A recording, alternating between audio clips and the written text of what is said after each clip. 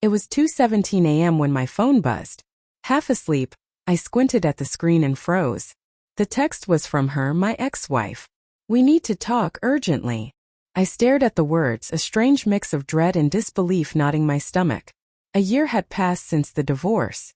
A year of slowly rebuilding, of convincing myself I was moving on. And now this. My thumb hovered over the reply button, but I couldn't type. My mind was already spinning. Why now? What could possibly be so urgent? I tried to dismiss it as a late-night impulse, maybe a fleeting regret. But the uneasy feeling refused to leave. The next day she called twice. I let it go to voicemail, pretending not to notice the pang in my chest. When I listened, her voice trembled, soft but insistent. "Please just call me back." Over the next few days, small signs began to unsettle me. She started texting more frequently than necessary, carefully vague but persistent. Sometimes I noticed her phone buzzing late at night. Sometimes the tone of her messages carried an edge of nervousness I didn't remember from before. My first instinct was to blame myself. Maybe I had been distant, maybe I had moved on too quickly. But deep down, a tiny seed of suspicion took root.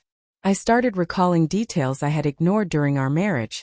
The way she would disappear with her phone, the subtle defensiveness when I asked about her day, the sudden secretive habits that once seemed trivial.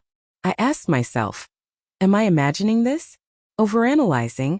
But each passing day seemed to confirm that something had changed, something that I had no part in. Then it happened. I accidentally stumbled on her laptop when she left it unlocked for a brief moment. A chat window popped open, messages that weren't meant for me. Words, laughter, familiarity, too intimate to ignore. And then the one line that made my heart sink. "I can't wait to see you again." I spent the night awake, replaying our past, searching for signs I had ignored. Every memory felt tainted now. That dinner she had claimed was just work friends? A lie. The weekend trip she had said was for relaxation? A fabrication. Moments I had once cherished, her smile in the morning, the way she laughed at my dumb jokes, were now tinged with betrayal. I confronted her the following evening. She was quiet, looking down at her hands, the weight of my gaze pressing on her shoulders. I didn't want you to find out like this," she said, her voice trembling. "It wasn't supposed to happen, and I thought maybe if I waited, things would fix themselves." I wanted to scream. I wanted to demand answers. But all I could do was listen. Let the waves of heartbreak wash over me. Her eyes full of remorse told me she was not unkind, just human, flawed, caught in mistakes that had torn us apart. In the days that followed, I wrestled with the aftermath. I questioned myself first. Had I missed something obvious? Had my love been blind? Slowly, I realized the truth was not in my failures, but in her choices. Trust, once broken this deeply, is fragile, and ours had fractured long before this text appeared. We talked one final time, not shouting, not begging, just honesty. She admitted her guilt, explained the loneliness, the impulse, the regret.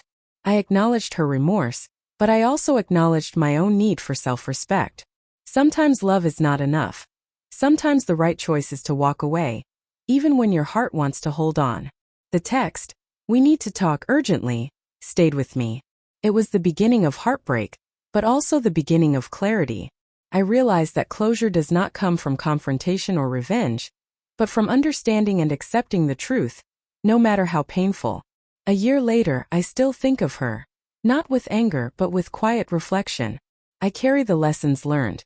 That love can teach you resilience, that betrayal, while devastating, can lead to self-discovery, and that sometimes, letting go is the most powerful act of all. Walking away that night, I felt hollow, yes, but also stronger.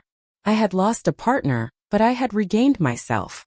And in the echo of that text, I found a strange peace, the knowledge that life goes on, and that I could survive heartbreak and emerge whole, even when trust had been broken.